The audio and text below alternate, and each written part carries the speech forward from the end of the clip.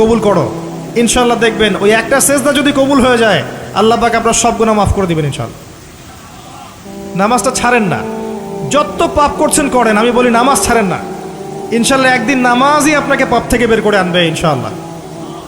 আর শয়তান আপনাকে হতাশ করতে চাইবে, শয়তান আপনাকে হতাশ করতে চাইবে যে তুই তো গার্লফ্রেন্ডের সাথে কথা বললি, রাতের বেলা পর্ন দেখলি, তুই তো ফ্রি মিক্সিংয়ে আছিস, তুই মাদকদ্রব্য খাচ্ছিস, তুই কাজে ফাঁকি মারিস, তুই ট্যাক্স আদায় করিস নাই, দুর্নীতি করছিস, তুই আবার নামাজ পড়বি কেন? শয়তান আপনাকে এগুলো বোঝাবে কিন্তু, যে নামাজ তো আমার শোভা পায় না, আমি তো অনেক পাপী মানুষ।